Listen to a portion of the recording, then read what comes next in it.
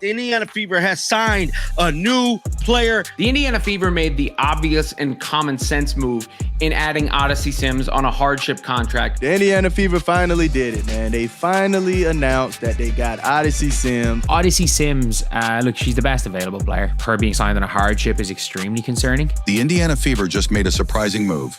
Now, Sims needs to come in and fill in for Caitlin Clark until Caitlin Clark returns. And then they could use depth behind Caitlin Clark once Clark is back. Signing veteran guard Odyssey Sims to step in while Caitlin Clark is out. But no matter who they bring in, nobody can truly replace what Caitlin brings to the court. Comment 100% if you stand with Caitlin Clark. New player has been added to this basketball team. Now, this comes on the cuffs of Ari McDonald and Sid Colson going down. Both of these young ladies will be out for the damn season. The Indiana Fever have officially signed veteran guard Odyssey Sims to a hardship contract, a move made after losing both Ari McDonald and Sydney Colson to season-ending injuries, and with Caitlin Clark still sidelined. This is a move that addresses the depth and hopefully helps keep the Fever afloat until the superstar is back at the helm. The idea is simple.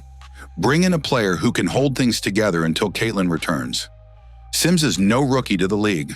You know, this is from the Fever press release, 11.2 points per game, 3-point assists, 2.5 rebounds. That's over 11 years. She's played for the Tulsa Shock, Dallas Wings, LA Sparks, Minnesota Lynx, Atlanta Dream, and Connecticut Sun. She's played 11 WNBA seasons, averaging around 11 points, 3 assists, and 2.5 rebounds per game, with an all-star selection and all WNBA second-team honors on her resume. She can drop 32 on your head top anytime she wants, but she can also be inconsistent. Drop 32 on the Phoenix Mercury. Yeah, she dropped 32 points on them. She's known as a score-first guard who can get hot quickly, dropping big games like the 32 points she put on the Mercury earlier this year. She's played for the Tulsa Shock, Dallas Wings, LA Sparks, Minnesota Lynx, Atlanta Dream, and Connecticut Sun. She's played for multiple teams, including the Tulsa Shock, Dallas Wings, LA Sparks, Minnesota Lynx, Atlanta Dream, and Connecticut Sun, and has proven she can produce in different systems.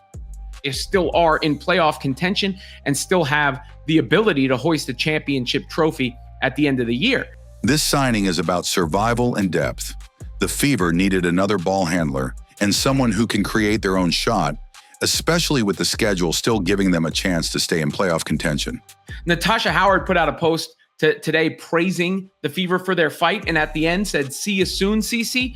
So you have to imagine Clark's return isn't too far away. And under the hardship rules, if the Fever don't bring in another player, they could keep Sims on the roster even after Clark is back. If Caitlin's return comes soon, as Natasha Howard hinted with her "See you soon, CC" post, Sims might shift into a backup role, giving the Fever more guard depth for the stretch run. Now, Sims needs to come in and fill in for Caitlin Clark until Caitlin Clark returns. And then they could use depth behind Caitlin Clark once Clark is back. But make no mistake, while Sims has experience and scoring ability, she's here as a temporary solution. The Fever's real engine is still Caitlin Clark. She misses 5 games for personal reasons, come back for 1, plays that 1 game, and then gets cut. Or a player who doesn't really play while being their starting point guard. Like, I understand them why the Sparks chose Julie Allemond over her. In fact, choosing Julie Allemond over her is probably a big reason why the Sparks kind of started cooking like they did. While Odyssey Sims brings experience, her style of play raises real questions about how well she fits into what the Fever truly need without Caitlin Clark on the floor. Sims has always been a score-first guard. Her instinct is to create her own shot rather than orchestrate the offense. The Indiana Fever has signed Odyssey Sims to a hardship contract. Welcome to Indy, bro. That's a sharp contrast to Caitlin's game, where she constantly looks to elevate teammates, set the pace, and spread the floor with her passing vision. Over her career, Sims has been streaky. When she's on, she can explode for 25 to 30 points, but when her shot isn't falling, her impact often drops. She shot the ball better from 3 recently than she has over her career. Just a 30 or just a 28% shooter from 3 over her career. I believe. But nonetheless, better returns in recent times. So maybe that bodes well for how she can fit in with the Indiana Fever. Her career three-point shooting hovers below 30%, though she has shown stretches of improvement in recent seasons. This inconsistency is a concern for a Fever team that already struggles with offensive rhythm when Caitlin isn't there to guide them. There's also the matter of her recent release from the Los Angeles Sparks. Pretty sure everybody is reacting to this. We got none other than Kelsey Mitchell, 26, 8, and 3. She was 4 or 8 from 3. And what's crazy is that she's been playing so bad these last couple games from 3. So to see her kind of get it together in this game. But guys, we have to remember these are games that they should win.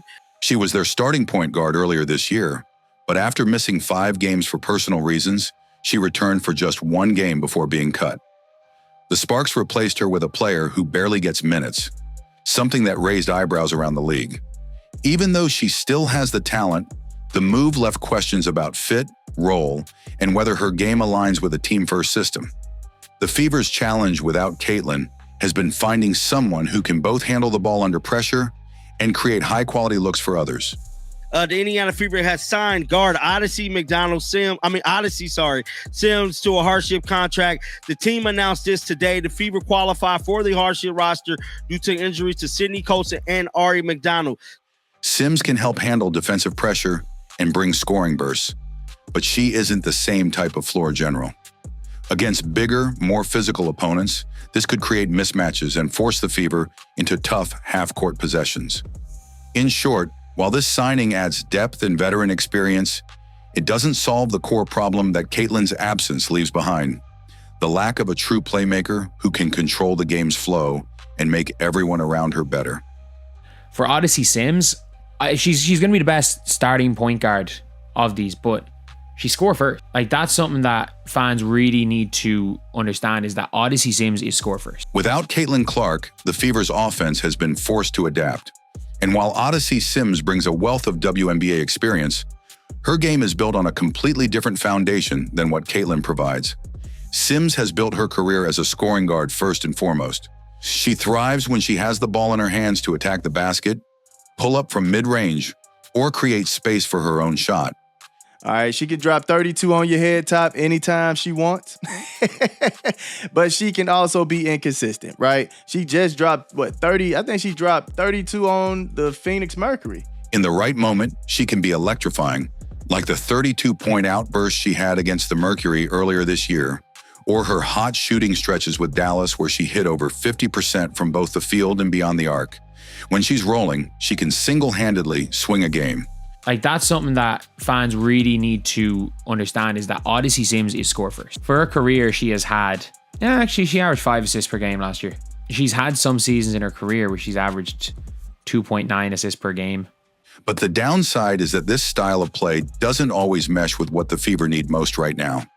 A player who can orchestrate the offense, slow the game down when needed, and consistently put teammates in scoring positions. That's where Caitlin Clark's absence is felt the most. I don't know about facilitating-wise. That'll be my only thing. But score, man, she is a bucket getter, all right? She's a hustler, too.